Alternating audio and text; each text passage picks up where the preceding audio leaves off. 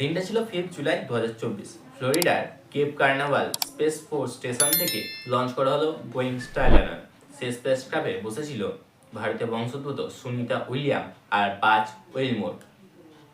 তাদের উদ্দেশ্য ছিল ইন্টারন্যাশনাল স্পেস স্টেশনে বোয়িংয়ের ক্রু মিশন নিয়ে যাওয়ার ক্ষমতা যাচাই করা।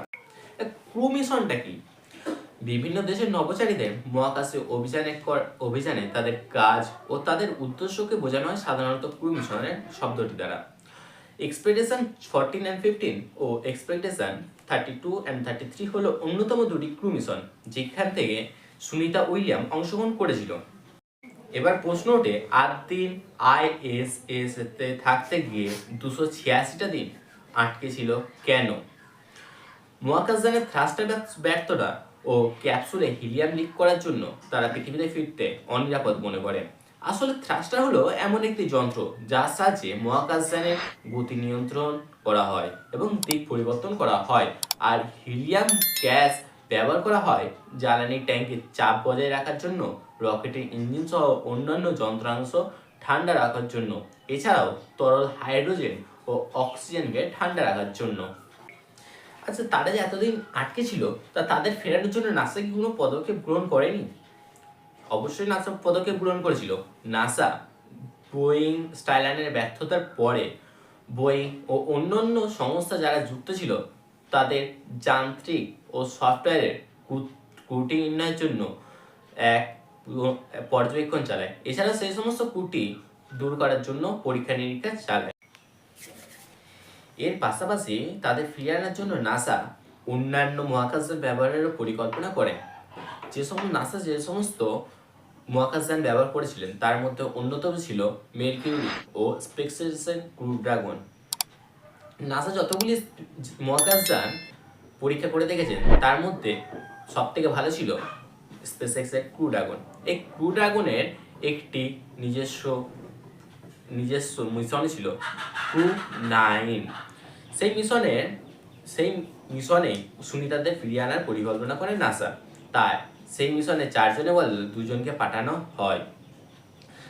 সুনিতারা বাকি দুটো আসলে ফোর্সে ফিরে আসবে। যেমন ভাবনা তেমন কাজ। তাই ওই ক্যাপসুলে করে 2025 সালের 18 মার্চ ফ্লোরিডার টালহাসি উপসাগরের কাছে মেক্সিকো উপসাগরে সফল অবতরণ করে। এই যে এতদিন তারা মহাকাশে আটকে ছিল, তারা কি কি কাজ করেছে? প্রথমত, তারা মহাকাশে 150টারও বেশি গবেষণা করেছে। তার মধ্যে অন্যতম ছিল মহাকাশে কৃষিকাজ।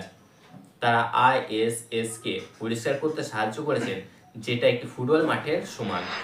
এছাড়াও ISS কে সারাতে ও বাইরের দিক থেকে কিছু পার্টসকে পরিবর্তন করতে সাহায্য করেছে। স্পেস স্টেশনে 8টি মহাকাশযানকে আসা যাওয়া নিয়ন্ত্রণ করেছে। সুনিতা উইলিয়াম 62 ঘন্টা 92 মিনিট মহাকাশে হেঁটে মহিলা হিসেবে সবথেকে বেশি স্পেস ওয়াকের রেকর্ড করেছেন। এই স্পেস ওয়াকের সময় তিনি সংগ্রহ করেন সারফেস মেটেরিয়াল ও অণুজীব, যা বৈজ্ঞানিক গবেষণা এগিয়ে নিয়ে যেতে সাহায্য করেছে। এবার আসা যাক খাওয়া দাওয়ায়। আরে আমাদের না, সুনিতা উইলিয়াম উইলমোরদেরকে প্রত্যহ 5000 ক্যালোরি গ্রহণ করতে হতো। নাসা থেকে প্রাপ্ত তথ্য অনুসারে মহাকাশচারীদের দিনে প্রায় 1.7 কিলোগ্রাম খাবার দেওয়া হয়। তারা প্রত্যহ পিৎজা, চিকেন রোস্ট, চিংড়ি মাছের কাটলেট খেত। এর প্রশ্ন হচ্ছে, তারা খাবার পেত কোথা থেকে? তারা সঙ্গে করে যে খাবার নিয়ে গেছিল এবং যে জল নিয়ে গেছিল, সেই জল এবং খাবার দিয়ে তাদের মোটামুটি 3 মাস কেটে যায়। তারপরে তাদের খাবার ব্যবস্থা করা হয় ISS এ মজুদ থাকা খাবার থেকে। আসলে ইন্টারন্যাশনাল স্পেস সেন্টারে প্রচুর পরিমাণ খাবারকে ডিহাইড্রেশন করে মজুদ করে রাখা হয়।